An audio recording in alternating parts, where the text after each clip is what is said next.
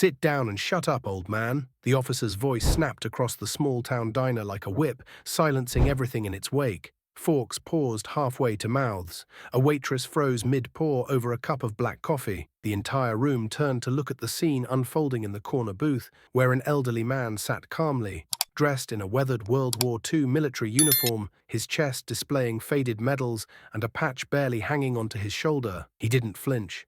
His spine remained straight, his eyes steel blue and locked onto the young cop towering over him. "I asked for a booth, not a cage," he said, voice firm and even, as if he were still on a battlefield commanding troops instead of surrounded by chrome stools and red vinyl. The officer scowled and grabbed the man by his collar.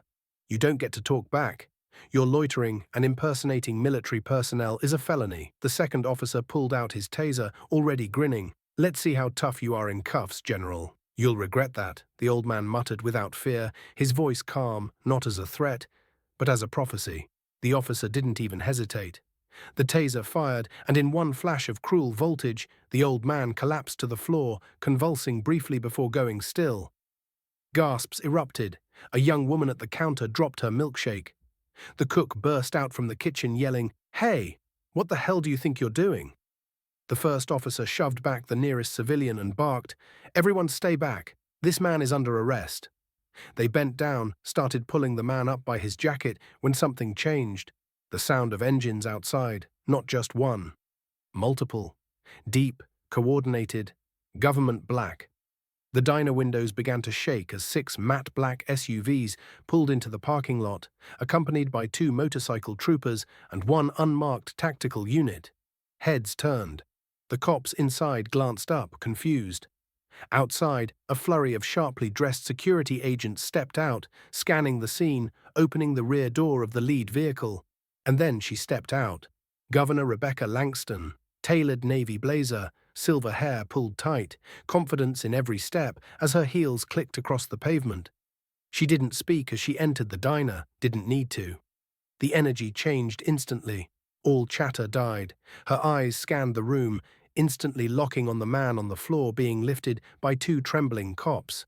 Her voice cut through the silence. "Let him go." The officers froze. One of them stuttered. "Governor Langston, this man was impersonating—" "You don't know who that is, do you?" she asked, her voice quiet but lethal. She stepped forward, slowly kneeling down beside the man they'd just electrocuted and placing a hand gently on his shoulder. Colonel Henry Abrams, U.S. Army, commanded the 317th Airborne, led troops into Normandy, served in Korea and Vietnam. The recipient of the Silver Star, Bronze Star, Purple Heart, he's one of the last surviving commanders of his division. And you tased him in a diner. The weight of her words dropped like a bomb in the room. A waitress put her hand over her mouth. A young man in the back began filming. One of the officers took a step back, eyes wide. The governor stood, slow and deliberate, her jaw clenched. "Colonel Abrams is my guest today. I arranged this meeting to honor his service privately." He didn't want a parade. He didn't want a ceremony. He wanted coffee, in the place where he had breakfast with his wife every Sunday for 48 years. The room was dead silent now. "And 5 minutes before I walked in," she continued, "you decided he didn't look official enough for you." One officer tried to speak, but she raised her hand.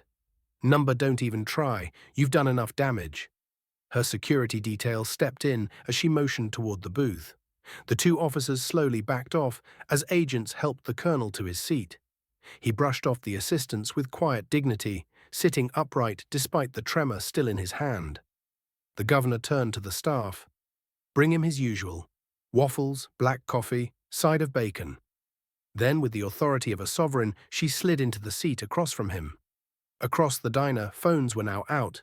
Recordings captured everything: her presence, the humiliation of the officers, the reverence in her voice. She looked at Colonel Abrams and said gently, "I hope I'm not late." He gave her a faint smile, eyes still sharp. "Right on time." One of the officers mumbled, "We didn't know." She turned to them one last time. "And that's the problem, isn't it? You didn't ask. You judged a man by his age, by his clothes, by his silence." Her eyes narrowed. "You should have judged him by his presence." The colonel sipped his coffee slowly. Around him, the very people who had watched in horror now nodded respectfully. One man stood and saluted. Another woman wiped away a tear. What happened next was quiet, but powerful. As the governor sat there with the colonel, more customers walked over, shook his hand, thanked him for his service. And the two officers, they were escorted outside by state police. No resistance, no protest, just shame. The morale? Never assume you know someone's worth by what they wear or how they sit. Some heroes don't shout, they just show up quietly, with decades of sacrifice written in their silence. Colonel Abrams didn't need to speak for respect, his life already had. And when the highest office in the state walked through that door, she didn't come to take power. She came to take her seat, beside a man who earned his. Before we end this story, let us know in the comment where are you watching from. If this story touched you, subscribe to the channel, hit that like button, and drop a karma in the comments below.